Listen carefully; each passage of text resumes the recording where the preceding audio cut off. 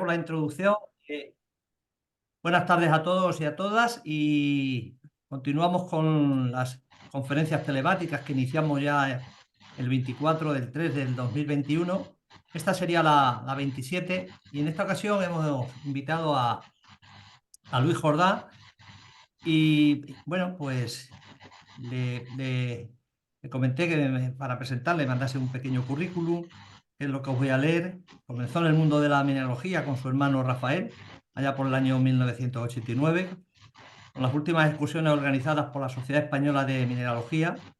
Una fue a la mina de Layos en Toledo con Javier García Guinea y a Linares, donde vieron el Pozo 5 funcionando en aquel momento.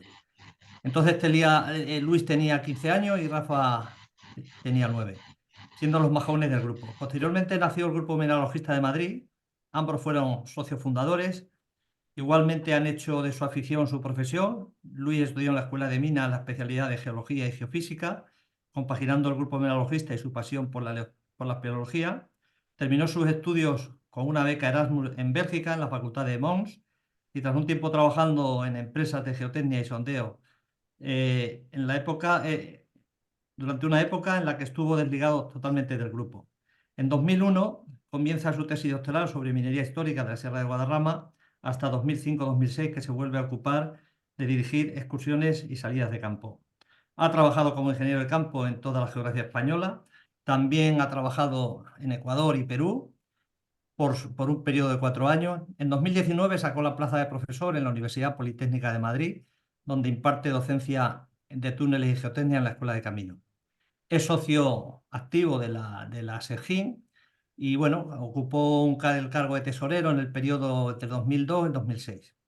Y sobre todo lo que recalca es que es un enamorado de la mineralogía desde la infancia. Así que va a empezar la conferencia. Por favor, cerremos los micros. Sabéis que esta conferencia se va a grabar y bueno, pues la subiremos luego a nuestro canal de YouTube. Tenemos el chat para el que quiera hacer alguna pregunta y al final, pues bueno, según como vayamos de tiempo, si no se ha alargado mucho, pues incluso podemos hacerla en directo. Así que cuando quieras, Luis, y muchas gracias por participar. Adelante. Gracias, Antonio. Muchas gracias por la invitación. Antonio Pizarro, presidente de la SEGIM y a la Junta Directiva, que está también aquí presente, Mariano, Pilar y compañía. Muchísimas gracias. Y nada, para mí es verdad, es un honor poder estar con vosotros y compartir esta conferencia. Que bueno, a ver, espero que os guste. Vamos a tratar sobre espeleología y la relación de la espeleología con el estudio del patrimonio minero subterráneo. Bueno, la conferencia, bueno, pues voy a dar primero unas pequeñas pinceladas para los que no estén familiarizados con la espeleología, lo que son la exploración de cavidades, pues con cuerdas verticales y demás, y bueno, indicar un poco el por qué o qué relación tiene la espeleología con las minas abandonadas, qué interés tiene meternos en ellas. Si esto no es solo deporte, hay algo mucho más. Entonces, bueno, pues vamos a aprovechar la espeleología para recorrer estos lugares.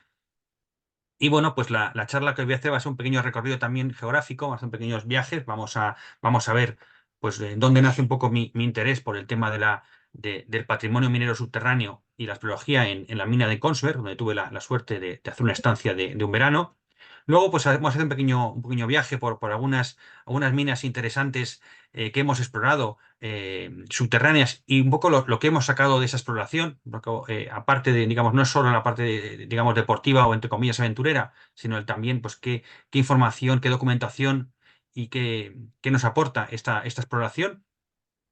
Y bueno, y acabaré también pues un poco en lo que me han permitido involucrarme en los últimos meses, que son las expediciones a minas en Egipto, que es una maravilla poder integrarme en un grupo internacional. Y bueno, eso también lo comentaré un poco para terminar la conferencia. Bueno, realmente lo que sucede, el por qué estamos explorando la parte subterránea de las minas, un poco exagerando, en la imagen de la derecha es las minas de galena argentífera de Gargantía de Lozoya el día de hoy. Es que muchísimas minas que encontramos por el territorio, por fuera son todas iguales, no hay nada. O sea, realmente en el exterior encontramos a lo mejor restos de alguna escombrera, el brocal de un pozo que no sabemos muy bien ni de qué época es, y el arranque de una galería. Y realmente todas las minas por fuera, para muchas de esas minas por fuera aportan poca información. Y algunas minas hemos estado analizando, esto es la tesis doctoral, son minas del Valle de Lozoya en la Sierra en la Sierra de Guadarrama, pues encontramos en archivos muchísima información que te van diciendo este pozo se excavó de esta manera, incluso en los archivos te van indicando los avances de las galerías, la profundización de los pozos. Toda esa información te permitirían datar muchas partes de la mina si fuéramos capaces de entrar dentro de la mina e ir viendo cada una de esas fases. Entonces, la gracia, entre comillas, de meterse en alguna de estas minas es porque realmente cuando vas entrando en la mina y vas tirando de la parte bibliográfica de los archivos que te van contando las diferentes épocas de avance, pues lo vas viendo dentro de la mina. Y con esto es posible datar partes de la mina, reconstruir la historia de la mina, cosa que por fuera realmente no encuentras esa información.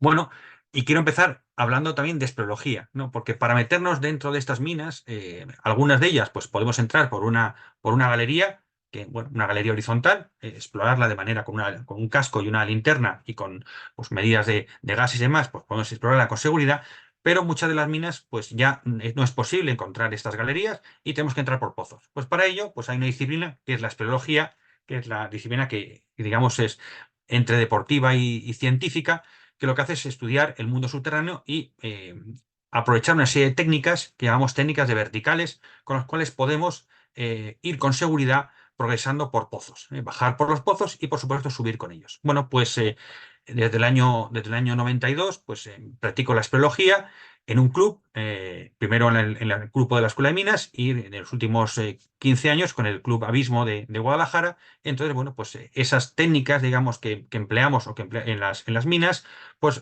son tomadas de la espeleología, digamos, entre comillas, normal de cuevas.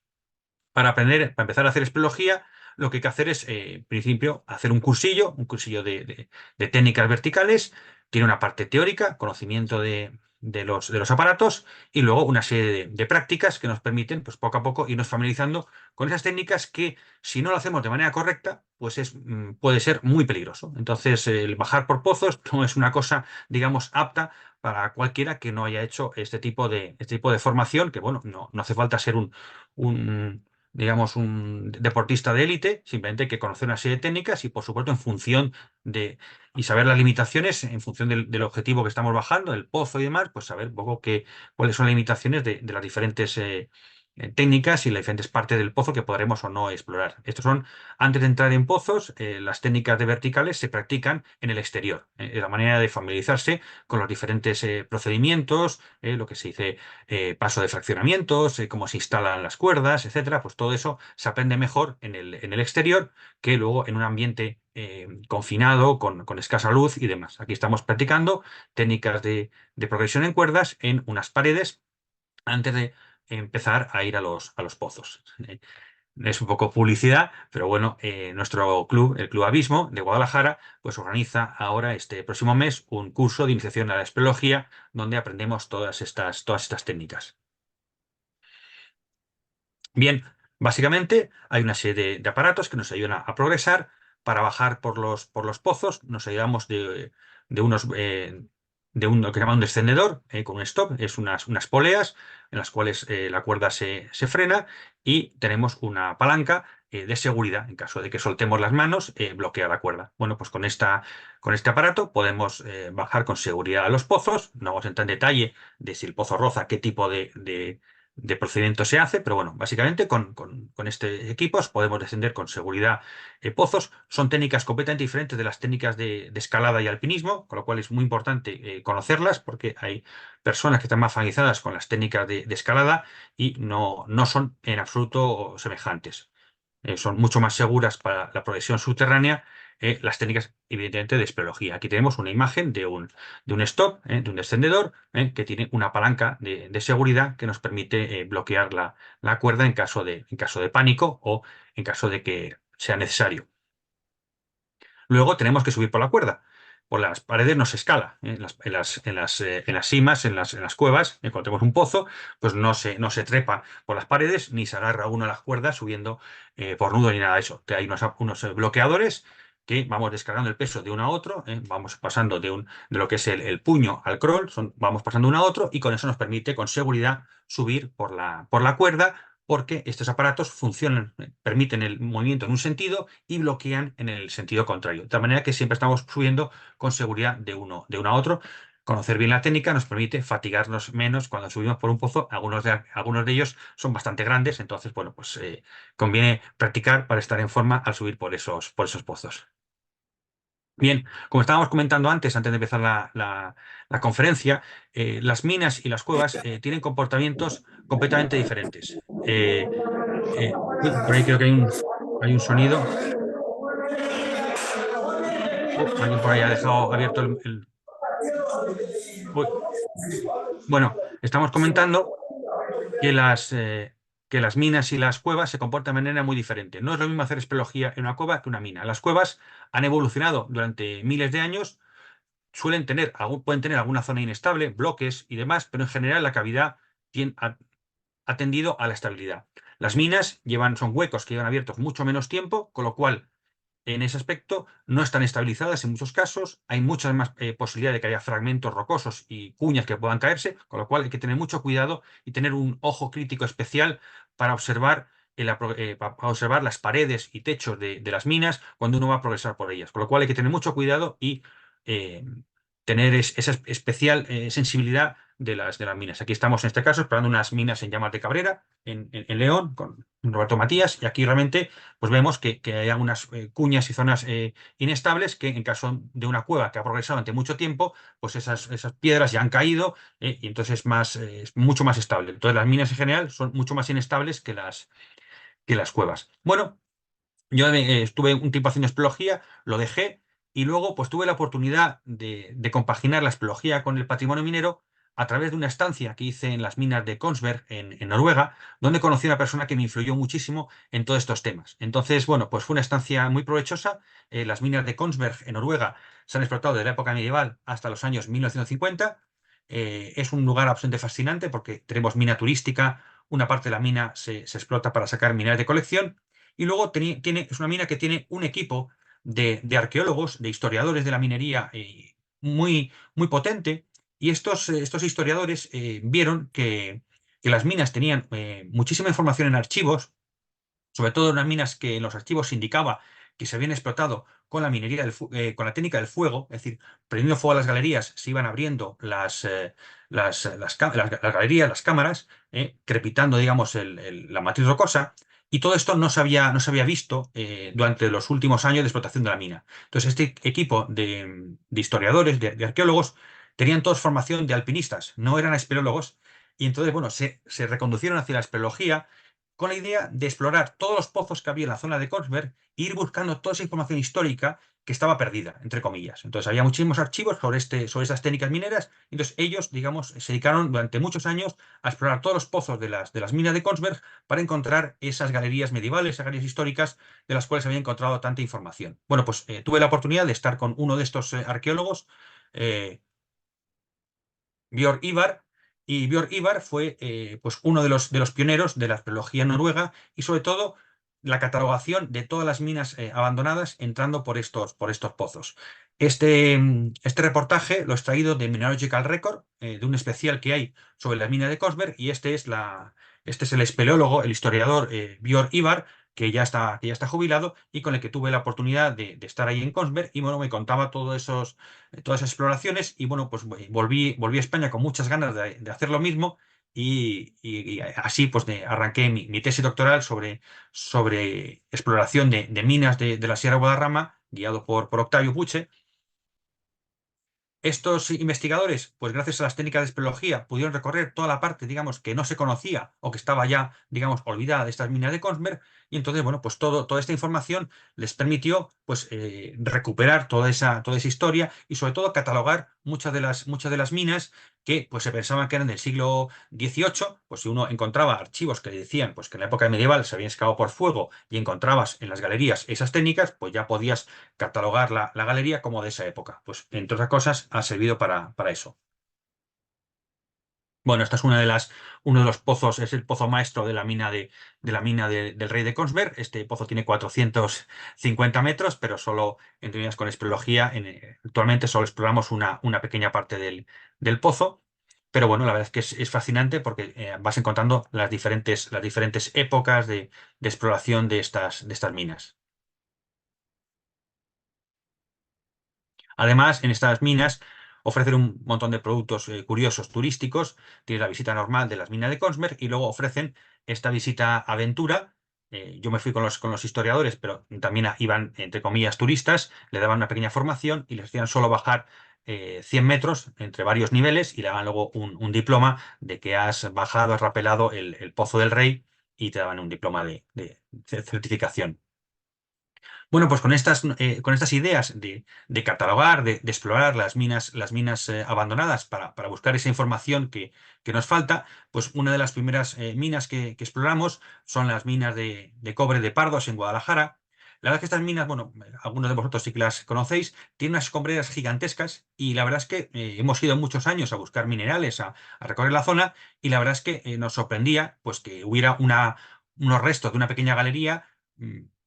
Pocas labores aparentemente subterráneas se encontraban y un volumen de escombreras gigantesco. Así que, bueno, pues la idea fue, una ilusión era pues recorrer toda la zona a ver si encontrábamos esos pozos que daban acceso a ese aparentemente queso de Gruyère que podía ser la parte subterránea de las minas de Pardos. A base de mucho buscar, encontramos uno de los pozos maestros de la mina. Este pozo tiene 80 metros de profundidad y la verdad es que, bueno, pues fue una desilusión porque a mitad de pozo hay un pequeño embarque que está colapsado, el pozo llega hasta el fondo y no había nada. Entonces, bueno, pues aquí no fuimos capaces de encontrar ninguna continuidad, con lo cual, pues posiblemente por el tema de la estabilidad de las galerías, estarían entibadas y demás, con el paso del tiempo, pues han ido colapsando las galerías y en este caso, pues vemos unas enormes escombreras, pero no tenemos acceso al interior. Algunas de estas minas, por ejemplo, que están todo lo que es el principio hasta el del pozo, están con mampostería y con bloques de piedra, es muy complicado explorarlas. Una de las, vamos, el que tenga experiencia en espeleología, pues se da cuenta de que realmente para entrar en el pozo tenemos que fraccionarlo, tenemos que colocar una serie de anclajes para ir bajando para que la cuerda no roce, y la verdad es que hay que buscar un bloque que sea estable, es complicado, buscamos a veces el bloque más grande que encontremos dentro de lo que es el brocal, pero la verdad es que tiene su complicación el poder encontrar esa zona estable para poder continuar bajando. Todos los veranos, con un grupo de espeleología, del grupo Alfa, vamos a Picos de Europa, digamos, espeleológica, pero al lado de la zona espeleológica tenemos unas antiguas minas, lo que son las minas de Altaiz y de las Gramas, son minas de Blenda y calaminas. Y bueno, pues ahí también aprovechamos técnicas espeleológicas para llevar a cabo una catalogación de elementos mineros. También, como comentaba al principio, muchas de estas minas por fuera parecen todas iguales. O sea, realmente ves una galería excavada en roca y un poco de escombro.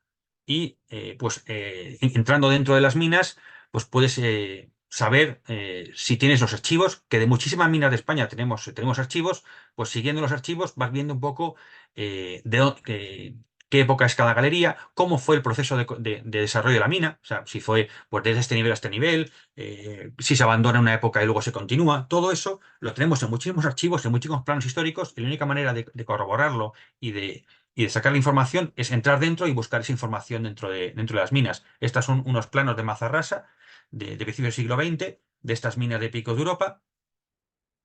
Y bueno, pues realmente por fuera, pues no hay, entre comillas, no hay mucho que ver. Y una vez que entras dentro, pues curiosamente en esta mina, por ejemplo, pues se dejaron todo el material prácticamente abandonado cuando dejan la mina. Entonces tenemos desde cestitos con calamina hasta pequeñas lamparitas de aceite. Tenemos incluso todos los testeros de madera, todas las escalas para progresión. Entonces aquí, por ejemplo, hemos sido capaces de ir catalogando a lo largo de los poco de 40 años que tuvieron de aquí a esta mina, pues hemos podido ir catalogando todas las diferentes partes de la mina y, digamos, todas las historias que hemos visto de estas minas, se utilizaban los soplaos para volcar el escombro. Pues todo eso lo hemos podido ver de primera mano y catalogarlo. Además, en los planos que hacemos, además de hacer, digamos, un croquis más o menos espeleológico, pues todos los elementos patrimoniales lo vamos indicando dentro de los planos. A veces, pues como una referencia para el futuro, el que pueda investigar estas minas, porque realmente mucha de esta información luego se va a perder. Entonces, por lo menos, pues que quede un pequeño catálogo de los elementos que vamos viendo en cada una de estas minas. Si tiene algún tipo de interés arqueológico, pues evidentemente pues, se comunica o se trabaja con un equipo de arqueólogos en el caso de que haga falta o que los elementos tengan un valor arqueológico, pues evidentemente uno llega hasta donde debe, y a partir de ahí pues tiene que ser especialistas, arqueólogos, los que lo vayan catalogando.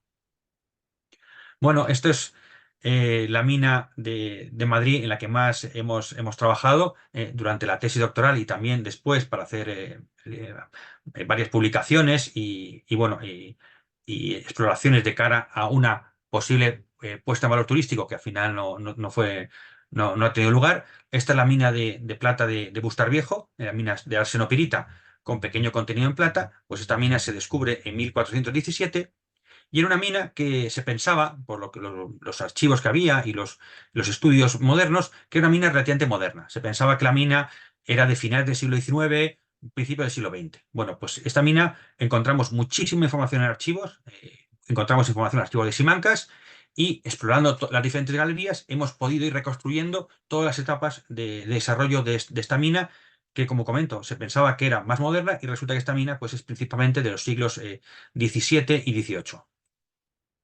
Bueno, la mina de Bustar Viejo tiene, en realidad son dos minas, la mina del Indiano digamos la mina grande, dos minas que funcionaban de manera separada y que a partir de un cierto momento, a partir del siglo XVII, se excava una galería inferior de drenaje y de arrastre y lo que hace es comunicar las dos minas. Bueno, pues nosotros hicimos una campaña de exploración en el año 2002, entre el 2003 y años posteriores, con el objeto, bueno, de hacer una topografía de la mina, catalogar los elementos y un posible puesta en valor de la mina, hacerla turística.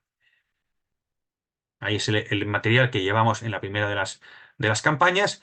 Y bueno, esta mina pues llevaba prácticamente pues 100 años sin que nadie se metiera dentro, sin que nadie la explorara, y la verdad es que uno iba avanzando por estas galerías, pisando zonas de la mina, como si fuera realmente, bueno, lo que era pues un pionero, ¿no? Entonces la verdad es que ibas avanzando y descubriendo cosas que nadie ha pisado en los últimos 120 años, ¿no? Empezamos explorando la parte inferior de la galería, viendo la galería de arrastre y luego encontrándonos todos los filones vaciados. La verdad es que el volumen de los huecos nos sorprendió muchísimo. Ten en cuenta que todo lo que vemos en la imagen de la derecha es un filón vaciado, todo eso estaba lleno de arsenopirita, de grandes nódulos de arsenopirita, con un porcentaje en plata bastante, bastante elevado. Y bueno, pues es un poco cómo empezamos, ¿no? Pues empezamos primero haciendo unos croquis de la exploración de la mina, los primeros pozos, el pozo intermedio, que luego renombramos como Pozo del Indiano. Al principio, cuando íbamos explorando las diferentes cámaras, luego íbamos buscando en los archivos que encontrábamos referencias a todas esas labores de las diferentes épocas. Encontrábamos que decían, pues esta galería que está en tal zona profundizó 30 metros tal año y ayudó a drenar la parte superior de la mina. O sea, toda esa información la íbamos encontrando y ya poco a poco íbamos, digamos, poniéndole nombres a las cosas y un poco armando las diferentes piezas del puzzle.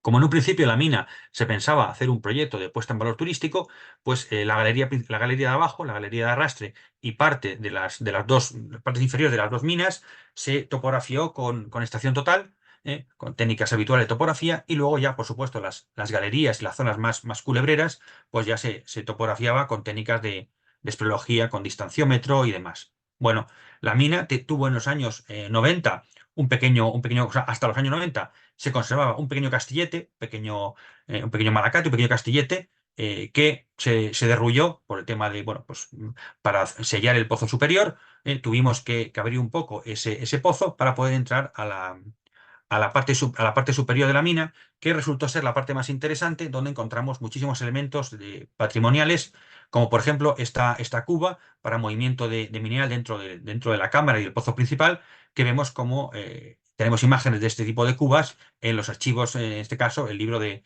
Simonín de la Vie Souterraine. Entonces vemos todos estos elementos que dan una idea de que la mina era mucho más antigua de lo que se pensó en un momento. Además, cuando catalogamos alguna de estas minas, intentamos también buscar información de la gente local, un poco lo que es el patrimonio inmaterial, y también incluirlo dentro de estos archivos, de estos planos que hacemos de las minas, pues también incluir pues si hay alguna tradición local de algún acontecimiento. Por ejemplo, pues aquí a derecha pues hay una cruz de probablemente algún accidente que puede haber en la mina. Luego, pues una zona de la mina que le llaman la Plaza de Toros porque era muy grande. También la leyenda de que un perro entró por aquí y salió por el Valle de Lozoya. Todo ese tipo de cosas las íbamos poniendo también en lo que es la parte, digamos, histórica y la recopilación de documentación de estas minas. Toda esta información la tenemos catalogada y la hemos elaborado diferentes planos que están en la tesis doctoral que podéis consultar. O sea que todo esto ya está, se puede consultar todo lo que es el archivo de todas estas minas de la Sierra de Guadarrama, la tenéis en internet, entonces el que quiera pues puede bajarse todos los planos y demás.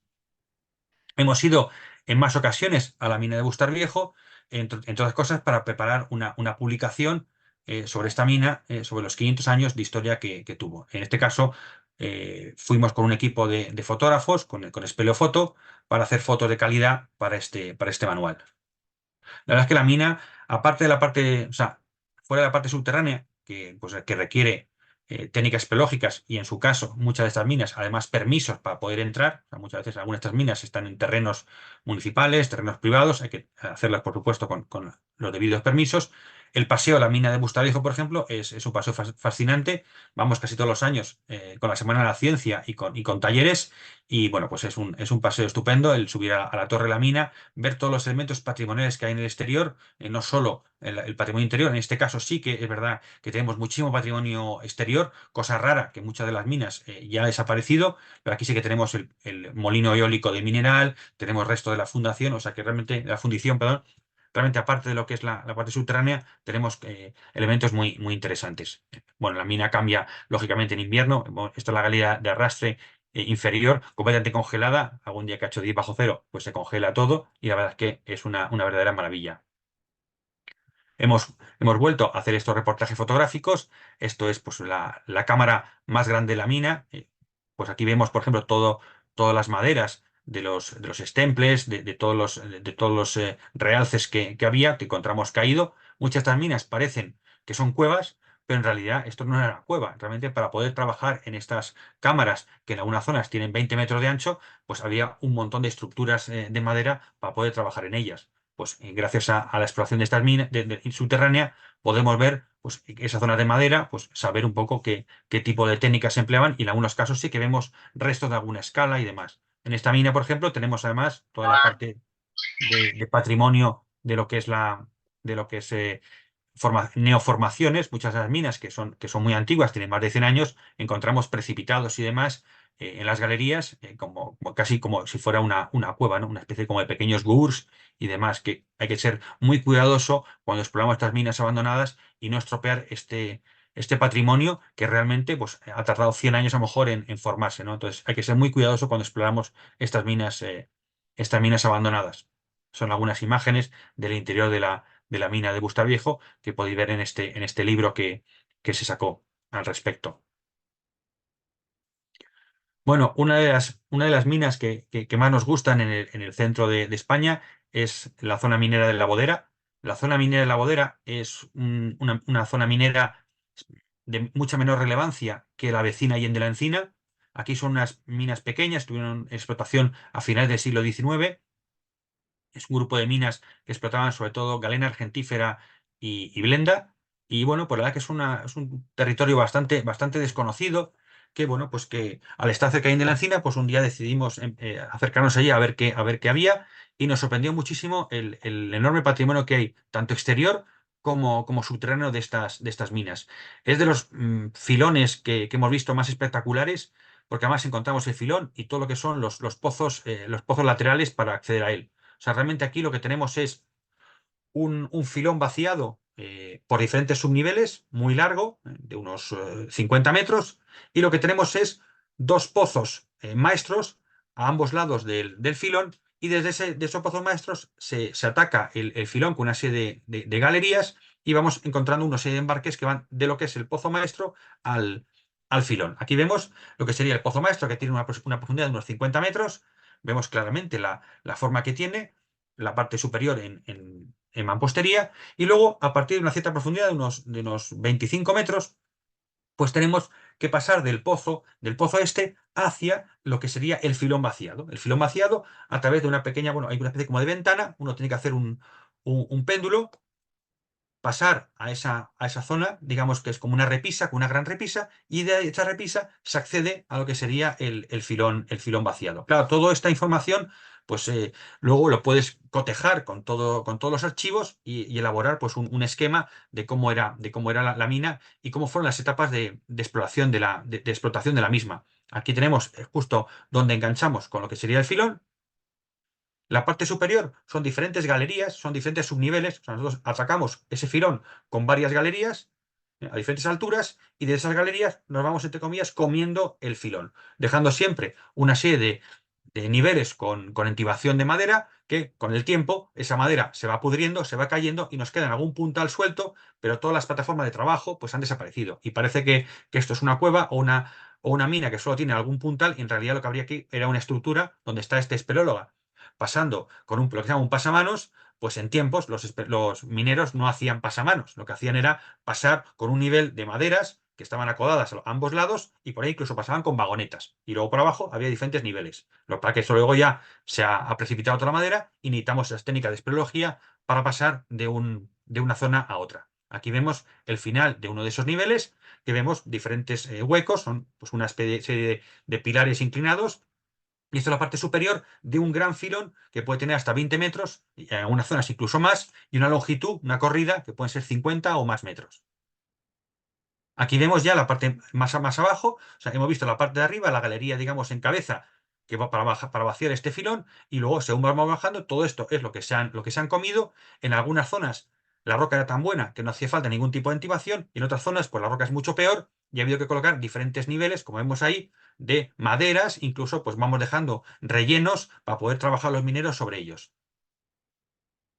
Todo esto lo encontramos en archivos históricos, o sea, todas esas técnicas las vamos viendo en archivos históricos, con lo cual podemos saber un poco pues, de qué época son cada una de las técnicas y así pues, ir catalogando los diferentes elementos. Aquí vemos ya la parte inferior, hemos llegado al fondo del filón vaciado, aquí ya hay un nivel de agua y una galería que drena la mina hacia el exterior. Esto ya es el final. Aquí vemos un poco restos de todo ese maderamen. Históricamente, en esta galería inferior, pues sobre esas maderas habría una plataforma donde iríamos con la vagoneta extrayendo todo el mineral por la parte inferior. Del filón se iría tirando todo ese material con una serie de tolvas y iríamos pasando de un nivel a otro. Ahora lo que queda, pues es eso, es todo se ha hundido y en el fondo hay un poquito de agua. Hago una imagen de las blendas que encontramos en esta mina, son muy famosas, las blendas de la mina de la Bodera. Bueno, otra mina interesante en la Comunidad de Madrid, una mina fascinante, es la mina Pilar de Colmenarejo, una mina en la que hemos tenido la suerte de estar explorando y trabajando desde los años 90. Al principio, pues no era como un mito, ¿no? Recorrimos toda esa comarca, vimos la parte exterior de las minas, pero no encontrábamos los pozos a los cuales se podía entrar al interior. También de esta mina, nosotros no encontramos muy poca información histórica, pero fueron Hortensia y Carlos de Colmenarejo los que empezaron a indagar, sobre todo también ya al final Hortensia, toda la parte histórica, y la verdad es que ha sido muy bonito el cotejar pues, toda la información histórica de estas minas, que hay bastante de las diferentes épocas de trabajo, y lo que veíamos cuando estábamos explorando la parte subterránea. Realmente el complejo subterráneo debía ser bastante grande, pero hoy en día solo hemos sido capaces o solo hemos podido recorrer pues, lo que es el Pozo Maestro, que solo ya lo bajamos en los años 90 y vimos que no tiene ninguna continuidad. Y la verdad es que lo dejamos hasta muchos años después, que ya encontramos algún pozo secundario por el cual sí que podíamos comunicar a la zona inferior de las galerías. Entonces encontramos el Pozo Jaime, ese pozo que vemos en el centro, que da acceso a una cámara y a partir de ahí hay un pozo secundario y vamos continuando a la parte inferior de la mina. La verdad es que la primera vez que bajamos por estos pozos nos sorprendió la profusión que había de minerales de no formación de cobre, los colores que había. La verdad es que realmente es una mina preciosa y bueno, todo eso se ha reflejado en el libro que veis ahí y, y bueno, es una mina que bueno, pues que hay que tener mucho cuidado porque realmente, bueno, pues hay algunas zonas que hay que tener cuidado con los pozos. Hay zonas mal ventiladas, con lo cual es un lugar que, bueno, hay que tener mucho, como digo, hay que tener mucho ojo. Y bueno, aquí tenemos el pozo de entrada, el pozo principal. Luego accedemos a una serie de cámaras donde podemos ver el filón de mineral. La verdad es que aquí se ve pues parte de calcopirita, bornita, todo lo que es una aureola de alteración. La verdad es que es una auténtica maravilla. Es un patrimonio subterráneo precioso que, por supuesto hay que conservar. Una vez que estamos en esta primera cámara, ya continuamos otros pozos interiores, todo tiznado de mineral de cobre. Y vemos incluso los restos de la escalera metálica original de la época de la última época de la mina. Evidentemente no vamos a acercarnos, no vamos a agarrarnos a esta escalera. Entonces, con la cuerda de espeleología vamos por el lado contrario y continuamos bajando a todos estos niveles. La verdad es que tenemos estructuras mineras muy interesantes porque vemos todo tipo de métodos de laboreo, vemos desde cámaras y pilares, vemos incluso algunas zonas de realces. El mineral del exterior no es tan abundante porque muchas de las cámaras las iban rellenando. O sea, ahí encontramos, nos dio también respuesta a la relativa al relativo pequeño tamaño de las escombreras, era el hecho de encontrarnos todas estas galerías rellenadas. Y también, pues cómo se movía el mineral de un nivel a otro, pues encontramos estos tornos manuales muy parecidos a los que vemos en todas las imágenes de minería histórica. Pues todo esto lo encontramos en el interior en el interior de la mina y así un poco también sabíamos de qué manera se transportaba el mineral por dentro de la mina, cuáles eran los pozos principales y cuáles eran los pocillos secundarios. Son algunas imágenes de calcantitas, de minerales de cobre, de alteración, de sulfatos de cobre.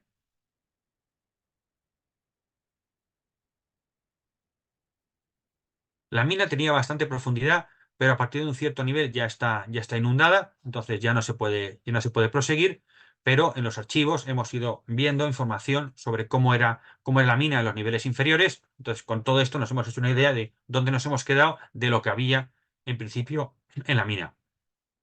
Pues con todo esto, en este caso en la mina de Colmenarejo, pues a la derecha está un poco lo que hemos sido capaces de recorrer. Tenemos la imagen del pozo maestro que sabemos la profundidad que llegó a tener, como lo hemos bajado y lo hemos encontrado, digamos, hundido una zona, pues creemos que ese pozo, pues por una parte, se uniría con el otro pocillo que hemos bajado y continuaría más abajo. Y con todo esto, bueno, pues vemos que la mina tenía un pozo maestro fuera de lo que es la parte filón y luego tenía una parte mineralizada con pocillos intermedios dentro del propio mineral por donde circulaban, digamos, los mineros.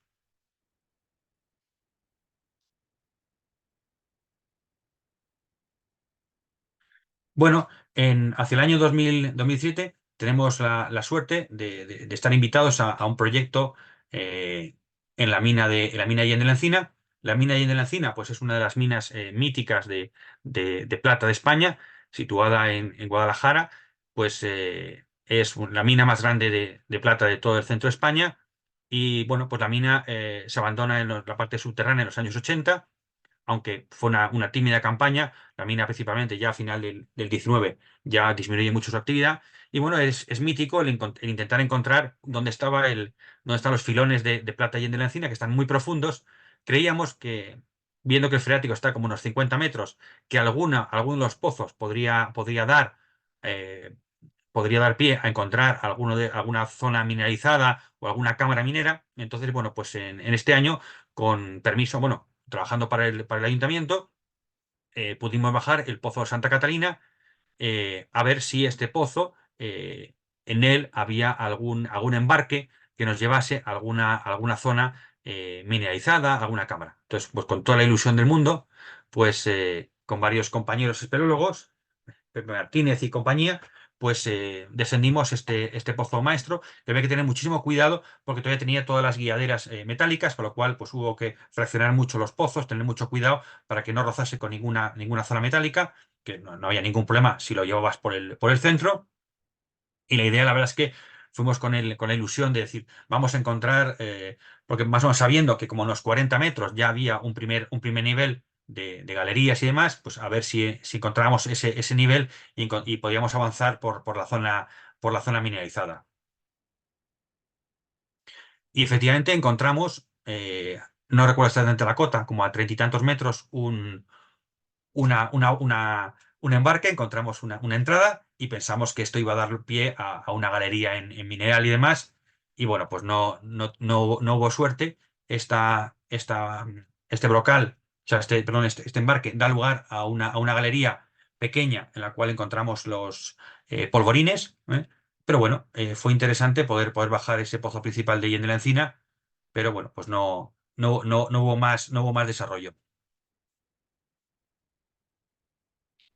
Bueno, pues estos he puesto algunas imágenes de lo que son exploraciones principalmente de pozos verticales, con técnicas espeleológicas de progresión en cuerda.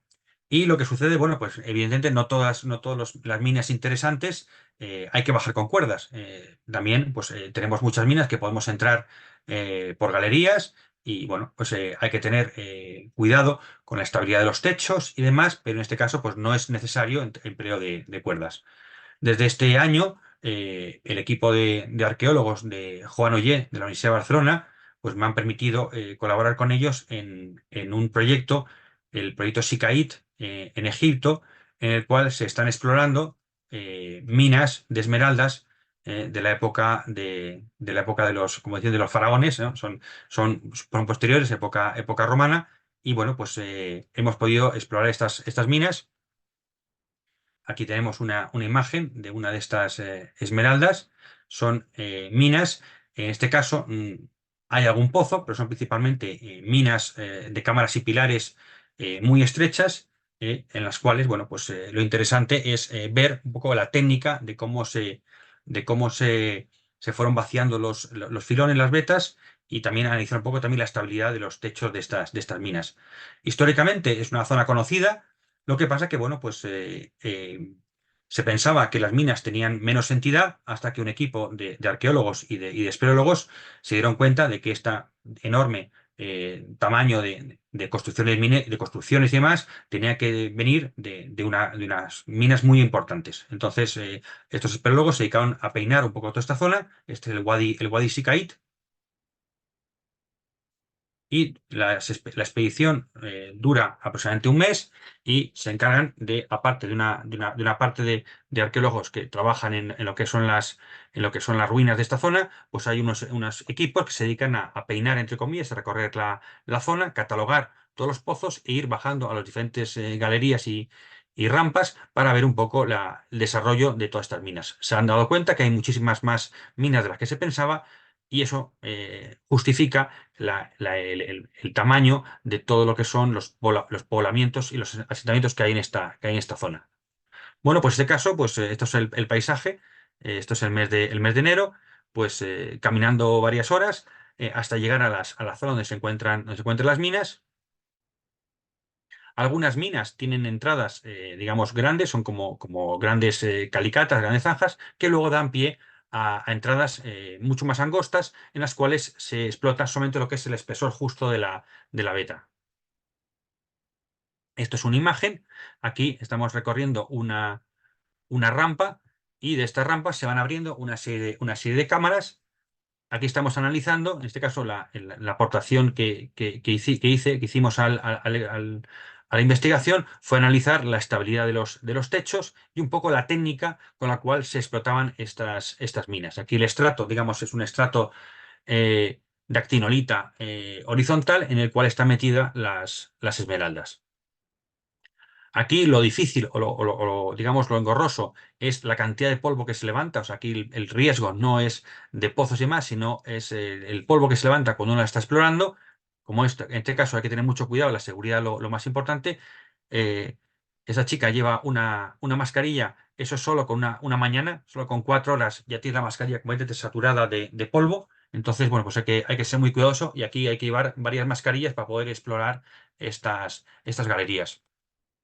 Aquí tenemos lo que sería el filón. Bueno, pues aquí lo que hacemos es ver un poco cómo, o interpretar cómo se explotaba este filón. Vemos aquí la roca, en este caso es mucho más blanda que el entorno. Entonces, bueno, van avanzando estos filones, luego extraen la parte inferior, que es mucho más dura, y así van prosiguiendo. Y siempre teniendo en la parte de arriba, en el techo, la roca más dura. O sea, aquí curiosamente el filón es más blando, el techo es mucho más duro y así el techo protege la progresión de las diferentes galerías.